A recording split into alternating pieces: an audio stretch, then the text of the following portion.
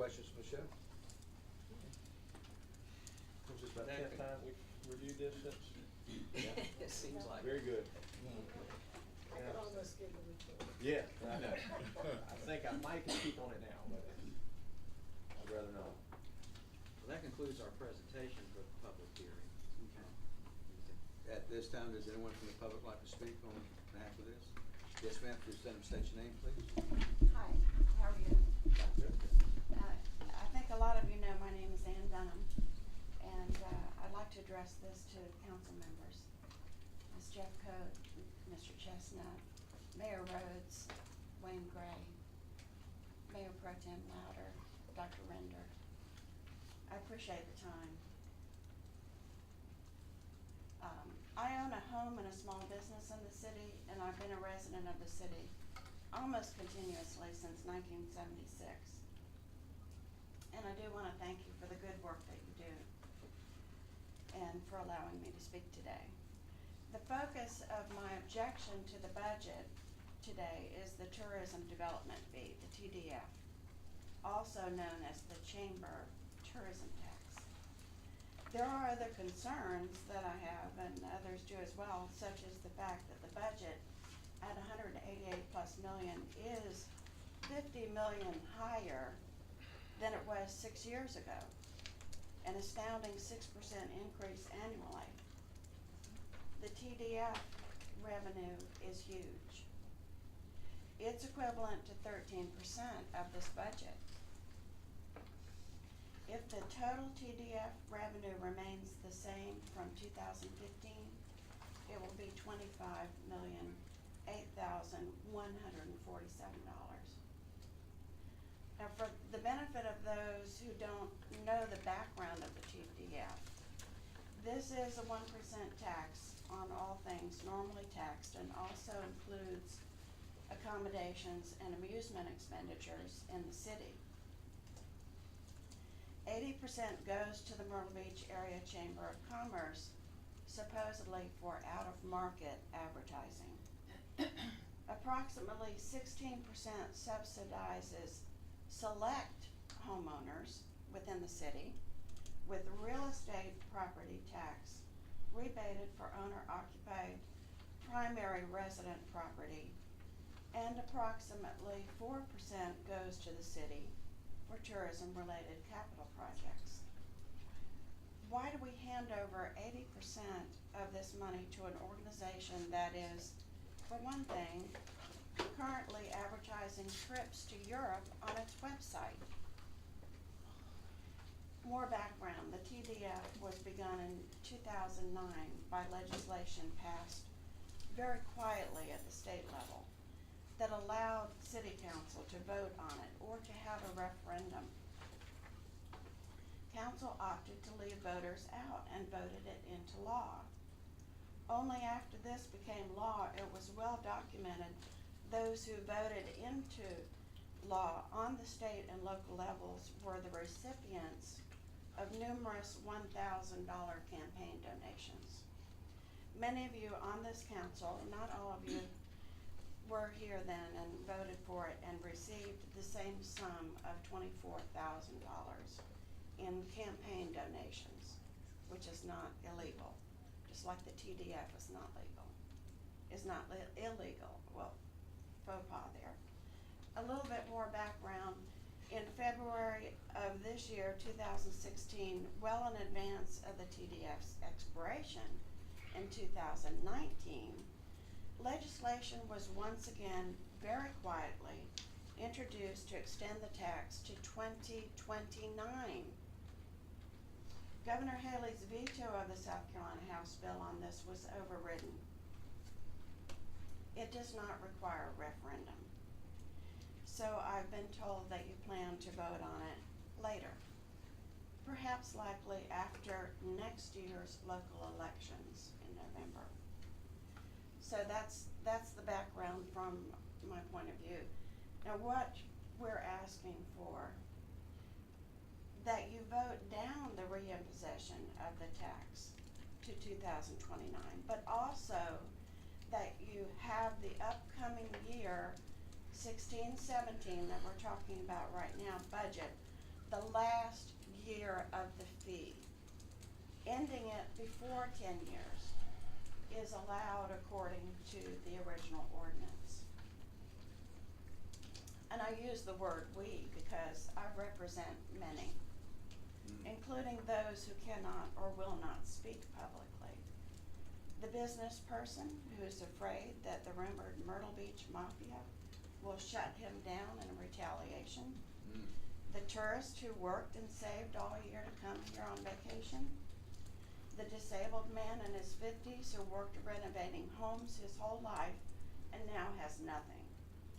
The grandma at Sandygate who's renting and did not even realize that she's paying a tax to benefit the chamber when she shops for food and clothes. The kids in the city that go to bed hungry because their parents work 2 jobs and still don't make a living wage.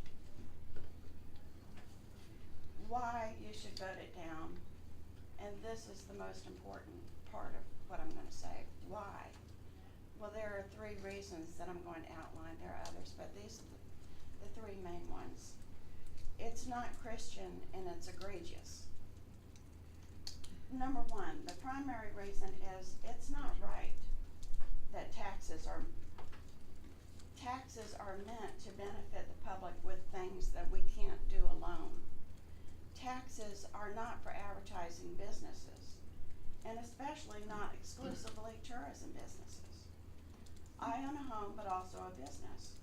I don't expect taxpayers to advertise my company. I primarily rely on internet ratings, referrals, and repeat business, and I forgot I do have those magnetic signs on my car. For decades, the Chamber has focused on marketing businesses without receiving any money from taxpayers. That's part of their mission. Members pay to join the Chamber, and they pay for any extra services or advertising that they want. The free market needs to reign according to the law of supply and demand. If hotels are overbuilt, some need to close. If businesses are obsolete, including mine, they need to reinvent or close. If businesses have bad ratings due to poor management or service, taxpayers do not need to try to attract new customers because they can't keep the ones they have. Taxpayers should not have to pay to attract more people here because current tourists pledge never to return due to onerous fees, traffic loops, poor water quality, and or a lack of free parking. The second reason, and I've only got 3, so don't go to sleep yet. It's regressive, and it hurts those who can afford it least. Over half of the students in Horry County qualify for a reduced or free lunch. According to Kids Count in 2014, in Horry County, 29.9% of children lived in abject poverty. Tax money their families have to pay to the Chamber or to property owners takes away from providing for their basic needs. This is immoral. The proposed budget raises city property tax mills, as you just talked about, 0.003 from the current, and I'm not saying mills, I'm saying 0.003 from the current 0.0745 to equal 0.775. And the current property tax rebate percentage for TDF funds is 0.8258, and there's no cap on that. So $1 million home benefits its owner hugely compared to a $100,000 home. Others get nothing. According to citydata.com, the estimated medium house or condo value in Myrtle Beach in 2013 was $158,000. So I'm going to give you some examples. Y'all talked about the $250 home, but there are a lot of others out there. So let's use $160,000. $160,000 home times 0.04 times 0.0775 equals a new rate of the city tax being, in this is city only, $496. So this $496 times a rebate of 0.8258 equals a credit of $409.59. So that person pays $87 in city taxes. Okay, well, what about a house at the Grand Dunes? $860,000. I won't go through the math, blah, blah, blah, equals 2,600 tax due. Their credit is $2,201. Now, what if the home at Grand Dunes is valued at $1,800,000? That credit is $4,608.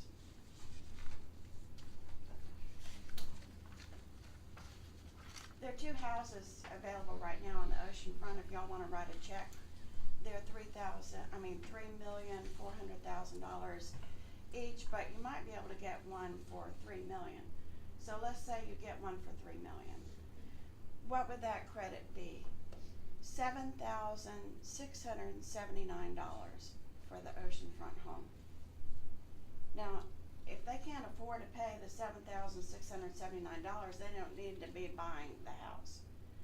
These credits don't enter in to what people are going to pay when they buy a house. If they had a mortgage on that house, it would be like $11,000 a month at minimum. So that's chump change to them.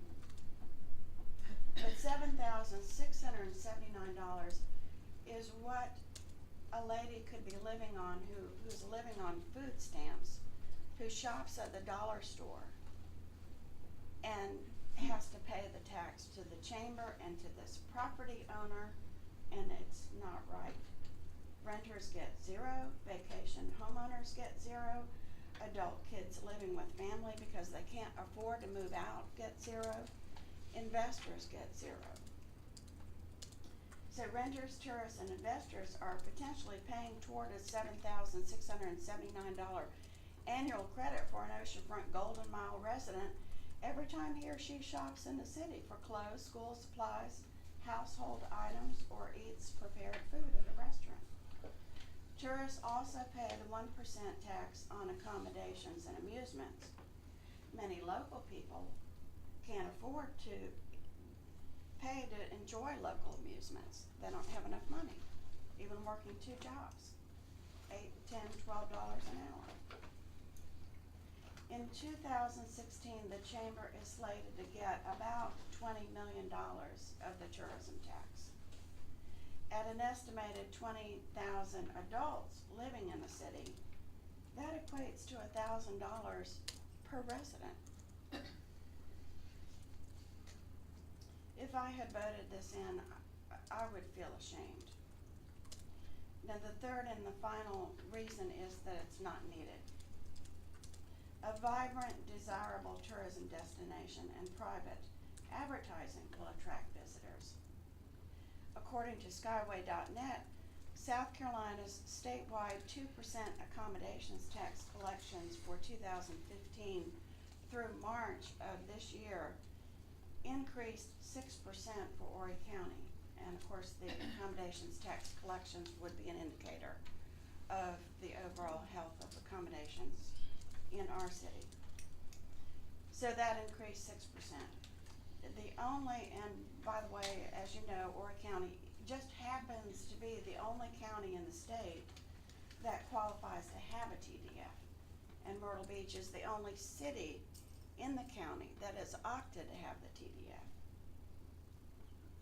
Counties that do not have the tax actually had larger percentage increases. Charleston County 7.1, Florence 16.6, Richland 11.4. Statewide, the percentage change was 8%, Horry County was 6%. So the chamber had all this money, but we had a smaller increase. According to the county's website, state accommodations taxes are for the specific purpose of promoting tourism in counties. So this means that with the TDF, the city accommodations tax, and the state tax, there are 3 taxes on tourists. In conclusion, I finally made it through, survived. In conclusion, it's not right because taxes are not for advertising. It's exceedingly regressive, and it's not needed. The TDF impacts every citizen in this city as well as our visitors, yet only the privileged benefit. As a homeowner, I include myself in that group. I ask each of you to vote down the tax so it ends after this budget year. I ask you to publicly vote it down before 4 of you on council are up for re-election in November of 2017. I or others will be attending all council meetings until this is resolved, to ensure we see and can report to the public exactly how the vote goes and what you've done to the least of your brethren, as the Bible says. I have faith that you will step up and do the right thing. And thank you for your time. Thank you, ma'am. Anyone else? Yes, ma'am. Hi, my name is Ellie Rankin, and I'm not sure if this is the appropriate time to address you because it doesn't relate to the budget. Then it's not right now. Okay. Yes, ma'am. Thank you.